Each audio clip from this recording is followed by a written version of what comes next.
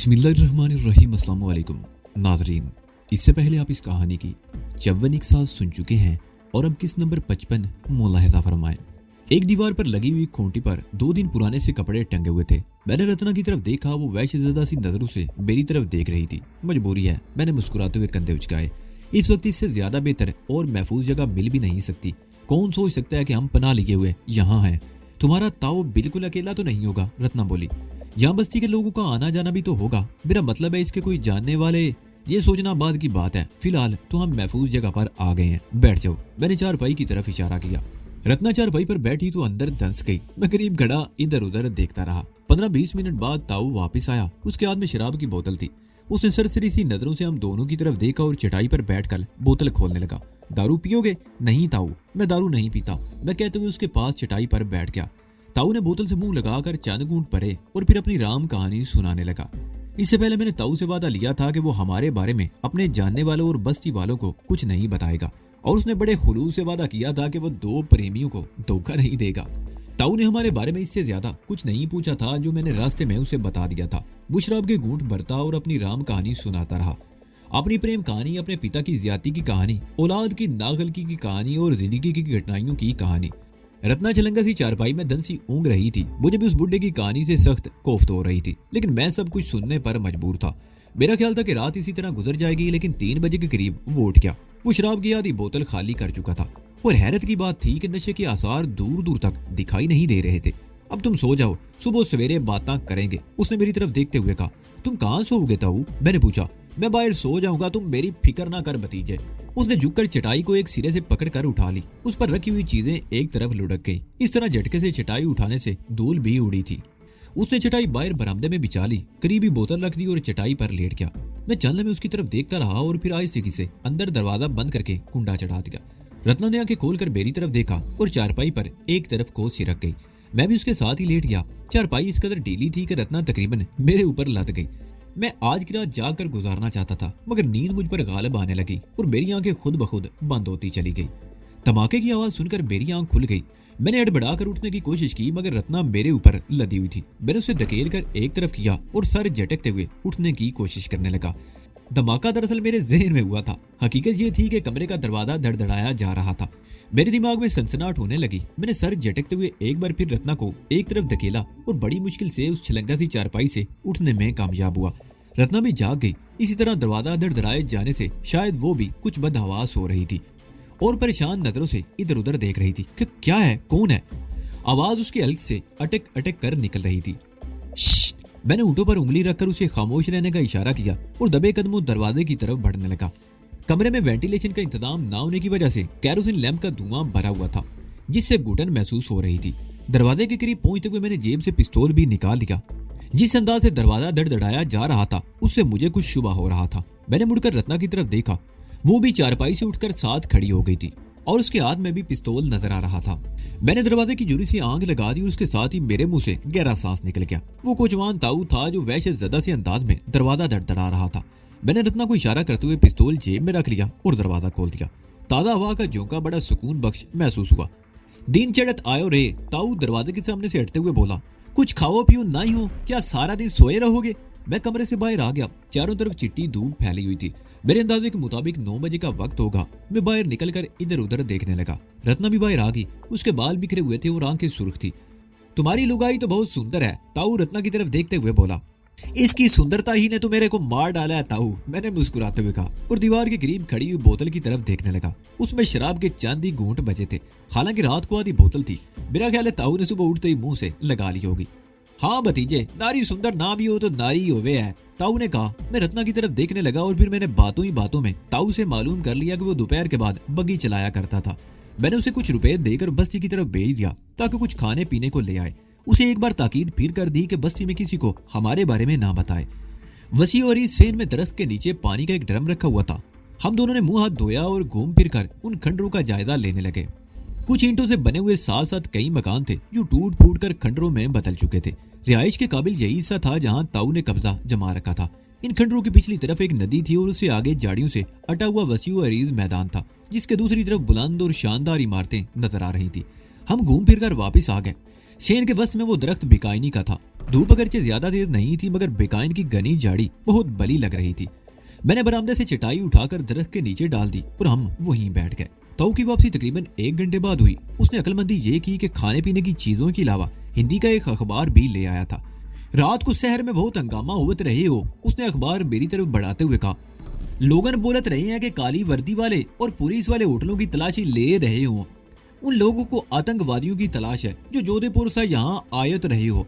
मैंने अखबार रत्ना की तरफ बढ़ा दी। जाहिर मैं हिंदी नहीं पढ़ सकता था। ताऊ ने अखबार में लिपटी हुई खाने पीने की चीजें चटाई पर रख दी। आलू की भाजी, पूरियां, तंदूरी रोटियां और बहुत से पकोड़े थे। ये खाना इतना था कि हम दोपहर में भी खा सकते थे। ताऊ कमरे में चला गया। क्या खबर है, मैंने रत्ना से पूछा।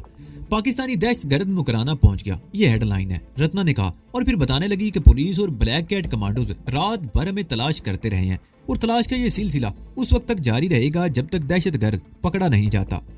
शहर से बाहर जाने वाले तमाम रास्तों की भी नाकाबंदी कर दी गई है। शहर से 10 मील दूर होटल में होने वाली दुर्घटना हमारे ही खाते में डाल दी गई। उस हादसे में 3 अफराद हलाक और कई जख्मी हुए हैं। कई गाड़ियां तबाह हुई हैं। ताऊ को आते देखकर रत्ना खामोश हो गई। ताऊ एल्यूमिनियम के 2 गिलास अंदर लेकर आया था। उसने दोनों गिलास ड्रम से भरकर चटाई पर रख दिए और अखबार के एक टुकड़े पर अपने लिए खाना लेकर कतरे अलग होकर बैठ गया। क्या लिखा है पुत्र, वो मेरी तरफ देखते हुए बोला। लोगन बोलते हैं कि आतंकवादियों को पनाह देने वालों को भी गोली मार दी जाएगी। हाँ ताऊ, पत्र में कुछ ऐसी बातें लिखी हैं। मैंने रत्ना से अखबार लेते हुए कहा।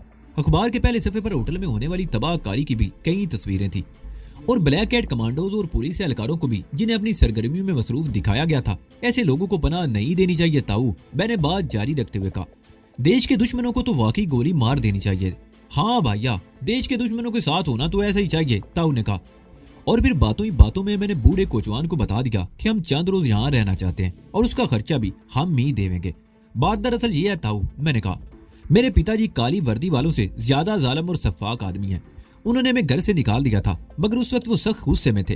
गुस्सा ठंडा हो जाने के बाद वो अपने फैसले पर पछता रहे होंगे और उन्होंने भी हमारी तलाश शुरू करा दी होगी। मगर अब हम घर वापस नहीं जाना चाहते। पिताजी ने मुझे जायदाद से आग कर देने की धमकी दी थी। मुझे जायदाद की जरूरत नहीं, मैं अपने पैरों पर खड़ा होना चाहता हूँ। मैं पिताजी को बता दूंगा कि मैं उनके बगैर भी बहुत कुछ कर सकता हूँ। मैं लानत भेजता हूँ उस जायदाद पर। इस जैसी सुंदरी नारी के लिए जायदाद तो क्या, दुनिया पर भी लानत भेजी जा सकती है, ताऊ ने मुस्कुराते हुए कहा। वो सासर कचौरी, भाजी और तंदूरी रोटियों से भी इंसाफ करता जा रहा था। शायद कई रोज बाद उसे इस तरह पेट भरकर खाने को मिला था। तुम लोगों कोई फिक्र ही मत करो, वो कह रहा था। जितने दिन यहाँ रहना चाहते रहो, मगर मुझे दुख है कि मैं तुम प्रेमियों की कोई सेवा नहीं कर सकूंगा। अपनी सेवा हम खुद कर लेंगे, मैंने कहा। तुम बस इतनी मेहरबानी करना कि किसी को हमारे बारे में मत बताना। ये बात मैं बार बार इसलिए कह रहा हूँ कि मेरे पिताजी बहुत बड़े आदमी हैं। उनके ताल्लुकात भी बहुत हैं। उन्हें पता चल गया तो मुझे घर ले जाएंगे और मुझे मेरी पत्नी से जुदा कर देंगे। मैंने कहा ना कि तुम लोगों को कोई फिक्र मत करो, बूढ़ा बोला। कभी हमने प्रेम किया था और उस प्रेम के लिए अपना सब कुछ छोड़ दिया था। किसी को पता भी नहीं चलेगा कि तुम लोग यहाँ रहे तो। जितने रोज चाहो यहाँ रहो, बल्कि मैं तो कहता हूँ यहीं रह जाओ। कोई काम धंधा ना मिले तो मेरी बग्गी चलाते रहना, 2 वक्त की रोटी तो मिल ही जाएगी। मैं उसकी बात पर दिल में मुस्कुरा दिया। ये जमीन और मकान किसका है, मैंने पूछा। ये सारी जमीनें ठाकुर गंभीर सिंह की थी, बूढ़े ताऊ ने जवाब दिया। 20 साल पहले जब वो यहाँ आया था तो चारों तरफ हरे भरे खेत थे। ठाकुर रघबीर सिंह के बाप दादा इस हवेली के मालिक थे। 40 साल पहले भूचाल दलदले में सब कुछ तबाह हो गया। ठाकुर के घर वाले दीवारों के नीचे दबकर मर गए, वो अकेला रह गया। 20 बरस पहले जब मैं ठाकुर के पास आया तो इस कमरे में बीमार पड़ा था। 20 साल पहले मैंने उसकी बहुत सेवा की। मरने से पहले उस कोरे कागज पर ये सारे मकान मेरे नाम लिख दिए। भूचाल के बाद पता नहीं क्या हुआ कि सारी जमीनें वीरान होने लगी। सारे लोगन इसका साथ छोड़ गए। लोगों ने उसकी जमीनों पर कब्जा कर लिया। ये बस्ती मेरे सामने बनी थी। ठाकुर रघबीर सिंह ये हवेली और मकान मुझे दे दिए थे, मगर अब सरकार कहती है कि मैं ये जगह खाली कर दूं। वो कच्ची बस्ती भी खाली कराई जाएगी और ये जमीन किसी को बेच दी जाएगी। यहाँ बड़े बड़े प्लाजे बनेंगे। खाना खाते हुए हम बातें करते रहे और फिर रत्ना ने बचा हुआ खाना संभाल कर रख दिया कि दोपहर को काम आ सके। 12 बजे के करीब बूढ़े ने अपने धंधे पर जाने की तैयारी शुरू कर दी। मैंने उसे कुछ रकम दी ताकि वो चादरें, जरूरत की कुछ चीजें और रात के लिए खाना ले आए। मैंने उसे ये ताकीद कर दी कि वो कोई भी चीज इस बस्ती से ना खरीदे। बूढ़ा बग्गी लेकर चला गया। हमारे पास करने के लिए कोई काम नहीं था सिवाय इसके कि बकायन की ठंडी छांव में चटाई पर बैठे ईंटते रहे। यूं तो ये जगह हमारे लिए महफूज थी। बकौल ताऊ की इस तरफ कोई आता भी नहीं था, लेकिन ये खदशा बहरहाल था कि बस्ती का कोई आदमी या बच्चे किसी वक्त इस तरफ आ सकते थे। लेकिन बहरहाल एक ऐसी जगह मौजूद थी जहां हम बस्ती की तरफ से आने वालों पर निगाह रख सकते थे। हम तकरीबन 1 घंटे तक दरख्त के नीचे बैठे रहे और एक बार फिर घूम फिर कर उन खंडरों का जायजा लेने लगे। ये सारी इमारतें कच्ची ईंटों से बनी हुई थी। पिछली तरफ एक 2 मंजिला इमारत थी जिसके बेशतर हिस्से जमीन बोझ थे। मुझे उन इमारतों के तर्ज तामीर से ये अंदाजा लगाने में दुश्वारी पेश नहीं आई कि कम अज कम 200 साल पहले यहाँ सबसे पहले एक शानदार हवेली तामीर की गई होगी और फिर जरूरत के मुताबिक इसमें तोसी की गई होगी। ये एक दूसरे से मिले हुए 5-6 मकान थे और रायदारियों के जरिए अंदर ही अंदर एक दूसरे से सिरे तक आया जाया जा सकता था। घूमते फिरते हुए हमने उन खंडरों में एक ऐसी जगह भी तलाश कर ली जहां हंगामी सूरत हाल में छुपा जा सकता था। बूढ़ा कोचवान उस रात 9 बजे के करीब वापस आया। वो हमारी जरूरत की चीजें और खाने पीने का सामान ले आया था। चादरें मैंने इसलिए मंगवाई थी कि जमीन पर बिछाकर सो सके। उस छलंगा सी चारपाई पर चंद घंटे सोने से कमर दोरी हो गई थी।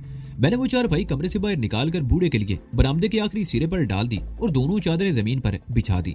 हमने खाना वहीं बैठकर खाया। बूढ़ा ताऊ दूसरी चीजों के अलावा अपने लिए दारू की बोतल भी ले आया था। खाने के बाद उसने बोतल खोली और उसके साथ बातें भी शुरू हो गई। वो एक कोचवान था। उसे शहर के मुख्तलिफ इलाकों में जाने का मौका मिलता था, इसलिए वो बाज लोगों की निस्बतन शहर के हालात से ज्यादा बाखबर था।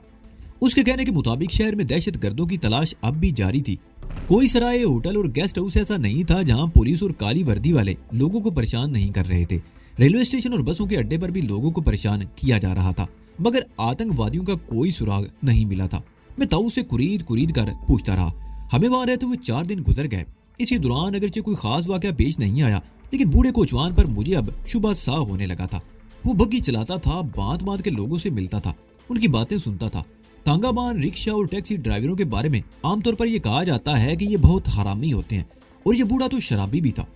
अब तक अगरचे मैं उस पर भरोसा करता रहा था और इन 4 दिनों में कोई ऐसी बात नहीं हुई थी कि जो मेरे लिए तशवीश का बायस बनती, लेकिन उस रात उसकी बातों से मुझे शुबा होने लगा था। 4 दिन तक तो मैं उसे शहर के हालात के बारे में कुरीद कुरीद कर पूछता रहा था, लेकिन उस रात वो मुझसे और रत्ना से हमारे बारे में कुरीद कुरीद कर पूछ रहा था। मैंने उसे बताया था कि मेरे बाप ने पसंद की शादी करने पर हमें घर से निकाल दिया था।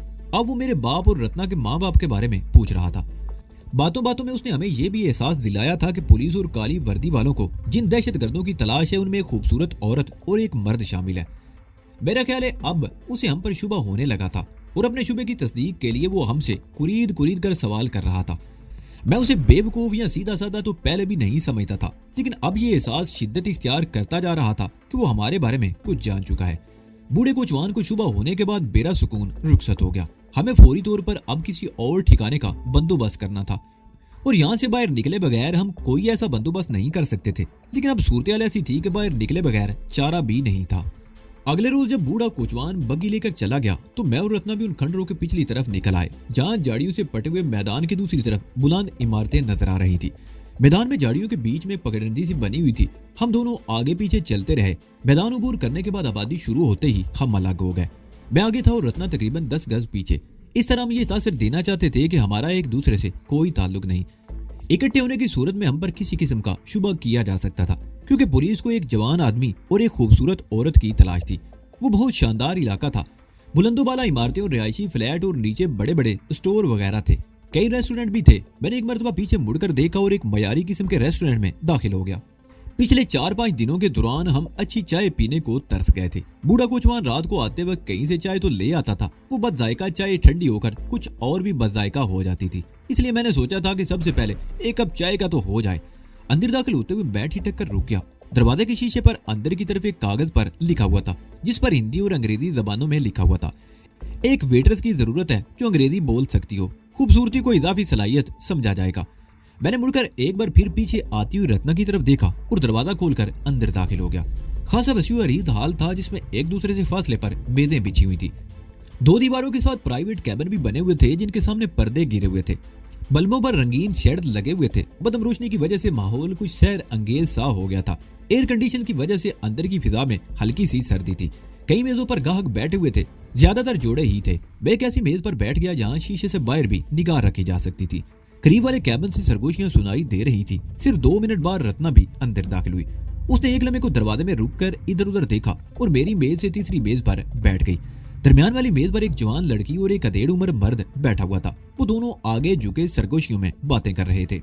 कुछ देर बाद एक वेटरस मेरी मेज पर आ गई। दरमियाना कद, मुनासिब जिस्म और चेहरे के नकूश दिल फरेब। उसकी मोटी मोटी सी आंखों ने उसके हुस्न को चार चांद लगा दिए थे। उसकी उम्र 30-24 साल रही होगी। माथे पर बिंदियां चमक रही थी। उसने हल्के नीले रंग का ड्रेस पहन रखा था जिस पर रेस्टोरेंट का मोनोग्राम भी बना हुआ था। वेटर्सों के मामले में रेस्टोरेंट की इंतजामिया का इंतखाब वाकई ही लाजवाब था। इन्हीं की वजह से ऐसे रेस्टोरेंट चलते भी थे। मैंने उसे चाय का ऑर्डर दे दिया। मेरा 4 दिन का शेव बढ़ा हुआ था। वो अजीब सी नजरों से मेरी तरफ देखती हुई रत्ना वाली मेज की तरफ बढ़ गई। मैं बाईं तरफ वाली मेज की तरफ देखने लगा। अरे रत्ना, तुम? ये आवाज सुनकर मैं उछल पड़ा और तेजी से घूमकर रत्ना वाली मेज की तरफ देखने लगा। मेरा दिल उछलकर हल्क में आ गया। जिसम के मुसाम पसीना उगलने लगे। वही वेटरस बड़ी गर्मजोशी से रत्ना से हाथ मिला रही थी। रत्ना के चेहरे का रंग भी मुतगय्यर हो गया, लेकिन उसने फौरन ही अपनी कैफियत पर काबू पा लिया। यहाँ किसी शनासा का मिल जाना हमारे लिए खतरनाक साबित हो सकता था। वेटरस चंद में रत्ना से बातें करती रही और फिर किचन की तरफ चली गई। मैंने रत्ना की तरफ देखा। उसके चेहरे पर कुछ तमानियत सी देखकर मुझे भी कतरे इत्मीनान हुआ, लेकिन मेरा दिल अब भी धड़क रहा था।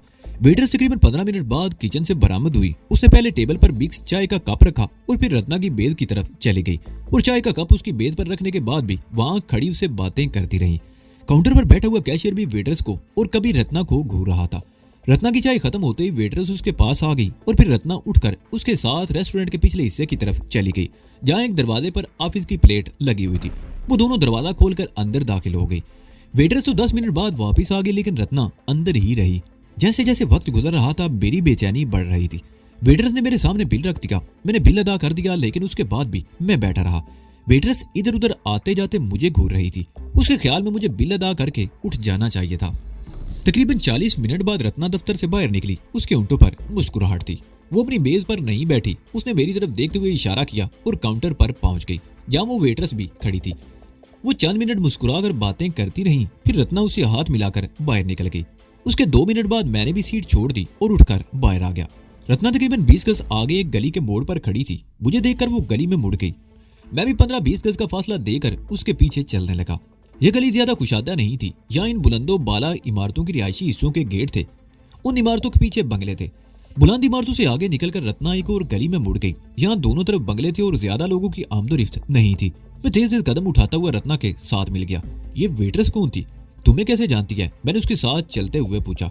इसका नाम कन्या कुमारी है, रत्ना ने जवाब दिया। तुमसे मुलाकात से तकरीबन 3 महीने पहले ये मेरे साथ माउंट आबू के प्रेम निवास रेस्टोरेंट में काम करती थी, लेकिन फिर मैनेजर से झगड़ा हो गया और ये नौकरी छोड़कर चली गई। वो चंद लम्हों को खामोश हुई, फिर बात जारी रखते हुए बोली, कन्या कुमारी बहुत अरसे से यहाँ काम कर रही है। इस रेस्टोरेंट को एक वेटर्स की जरूरत है। वो मुझे मैनेजर से मिलवाने के लिए ले गई थी। मुझे तो नौकरी मिल गई है और रिहाइश का बंदोबस्त भी हो गया है। कहाँ? मेरा मतलब है रिहाइश का बंदोबस्त, मैंने पूछा।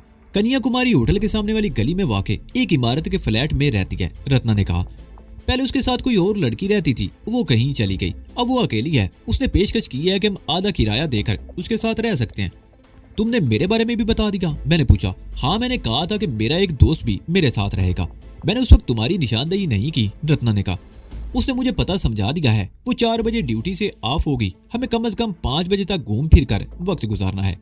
वो तुम्हारे बारे में कुछ और तो नहीं जानती? मेरा मतलब है बिल्कुल नहीं, रत्ना मेरा मतलब समझ कर बोली। वो उन वाकयात से पहले ही माउंट आबू से जा चुकी थी। मैंने उसे बताया था कि मैंने भी 1 महीना पहले प्रेम निवास रेस्टोरेंट की नौकरी छोड़ दी थी। वहां से जयपुर चली गई और 2 दिन पहले यहाँ आई हूँ। उस वक्त तकरीबन 2 बजे थे और हमें कम से कम 3 घंटे और गुजारने थे, और ये वक्त भी हमने बाजार में घूमते ही गुजारा। इस तरह एक दूसरे से दूर रहकर चलते हुए इसी दौरान हमने एक रेस्टोरेंट में एक दूसरे से दूर बैठकर खाना भी खा लिया था। और फिर ठीक 5 बजे हम उस रेस्टोरेंट के सामने सड़क के पार एक गली में दाखिल हुए। इस मर्तबा रत्ना मुझसे आगे थी। वो एक इमारत के गेट में दाखिल हुई तो मैं भी उसके पीछे ही था। कन्या कुमारी का फ्लैट दूसरी मंजिल पर था। वो घर पहुंच चुकी थी। बेल बजाते ही दरवाजा खुल गया। रत्ना अंदर दाखिल हुई तो उसके पीछे मैं भी अंदर घुस गया और धड़ से दरवाजा बंद कर दिया। कन्या कुमारी मुझे देखकर बदहवास हो गई। वो शायद चीखना चाहती थी, मगर रत्ना जल्दी से बोली, डरो नहीं कन्या, यही मेरा दोस्त है विजय मल्होत्रा। कन्या कुमारी के मुंह से गहरा सांस निकल गया। उसके चेहरे के तासरात एकदम बदल गए। वो चलने में मेरी तरफ देखती रही और फिर हमें सीटिंग रूम में ले आई। ये फ्लैट 3 कमरों पर मुश्तमिल था। 2 बेडरूम और 1 ड्राइंग रूम, दोनों के साथ मुंसलिक बाथरूम थे और किचन और स्टोर वगैरह भी था। कन्या कुमारी घरेलू लिबास में पहले से ज्यादा हसीन लग रही थी। ये तुम्हारा बेडरूम है, वो रत्ना की तरफ देखते हुए बोली। लेकिन मिस्टर विजय मल्होत्रा, तुम फिक्र मत करो, रत्ना ने उसकी बात काट दी। हम गुजारा कर लेंगे। आखिरी जुमला कहते हुए उसके होंठों पर मुस्कुराहट आ गई। कन्या कुमारी भी मुस्कुरा दी। अपने कमरे में पहुंचकर उसने एक पैकेट रत्ना की तरफ बढ़ा दिया। कल ड्यूटी पर जाना है और ये तुम्हारी यूनिफॉर्म, तुमने जो जोगर्स बताए थे ये उसके मुताबिक है, वो कह रही थी। मेरी ड्यूटी सुबह 10 बजे से 4 बजे तक है और तुम्हारी ड्यूटी 2 से रात 10 बजे तक होगी। वैसे तुम्हें कुछ बताने की जरूरत तो नहीं, कल ड्यूटी पर आओगी तो मैं तुम्हें समझाऊंगी। कल से? रत्ना के लहजे में किसी कदर हैरत थी। हाँ, वक्त जाया करने का क्या फायदा, कल से काम शुरू कर दो, कन्या कुमारी ने कहा। वो दोनों वहीं बैठकर बातें करने लगी और मैं दूसरे कमरे में आकर बिस्तर पर लेट गया और कुछ ही देर बाद मेरी आंख लग गई। मुझे रात 9 बजे के करीब जगाया गया। उस वक्त कन्या कुमारी खाना तैयार कर चुकी थी। मैं बाथरूम में घुस गया। ठंडे पानी के गुस्ल से मेरी कसलमंदी दूर हो गई। हमने ड्राइंग रूम में बैठकर खाना खाया और फिर वहीं बैठे देर तक बातें करते रहे। एक हफ्ता गुजर गया, कोई गड़बड़ नहीं हुई। कन्या कुमारी काबिले एतमाद साबित हुई। वैसे भी उसे हमारी असल कहानी का इल्म नहीं था, इसलिए उसकी तरफ से कोई खतरा नहीं था। मुझे बकौल शख्स से इन दिनों चौपड़ियां और दो मयस्सर थी। 2 बजे तक रत्ना मौजूद होती और 4 बजे के बाद कन्या कुमारी आ जाती। वो कोई नेक परवीन नहीं थी। तीसरी रोज मेरी बाहों में आ गई। दिन के वक्त मैं बहुत कम निकलता था, अलबत्ता रात को 8-9 बजे के करीब बाहर निकलकर मोहतात अंदाज में टहल लेता। एक रात हम बैठे बातें कर रहे थे कि शुभा का जिक्र निकल आया। वही शुभा जिसकी उरियान तस्वीर हमने मोटेल के हट में देखी थी। वो मुखराज ही में है, कन्या कुमारी ने कहा। मोटेल वाले सेठ एडवानी का शहर में बहुत बड़ा होटल और नाइट क्लब है। शुभा नाइट क्लब में डांस प्रोग्राम देती है। हाँ, वो बड़ी अच्छी रकासा है, रत्ना ने कहा। उसकी ख्वाहिश थी कि उसे किसी क्लब में कोई काम मिल जाए, लेकिन वो चंद लम्हों को खामोश हुई, फिर उसकी तस्वीर के बारे में बताने लगी। हमें उससे क्या गर्द, उसका जाती फेल है, कन्या कुमारी बोली। वैसे भी अच्छी लड़की है, मुझसे कभी कभार मुलाकात होती रहती है। कहो तो तुम्हारी मुलाकात करा दें, कभी कभी तुम्हारा जिक्र भी होता रहता है। देखा जाएगा, रत्ना ने कहा। रत्ना ने अगरचे बात टाल दी थी, लेकिन उससे अगले दिन रात 11 बजे के करीब हम एक आलीशान कोठी में एक शानदार ड्राइंग रूम में बैठे हुए थे। ये शुभा की कोठी थी और वो इस वक्त हमारे सामने बैठी हुई थी। वो अगरचे ढंग के लिबास में बैठी हुई थी, लेकिन फिर भी उसकी हालत अच्छी नहीं थी। उन तीनों में पुरानी बातें होती रहीं और फिर रात 1 बजे के करीब शुभा अपनी शानदार गाड़ी में हमें कन्या कुमारी के फ्लैट वाली बिल्डिंग के सामने ड्रॉप किया। 2-3 रोज और गुजर गए।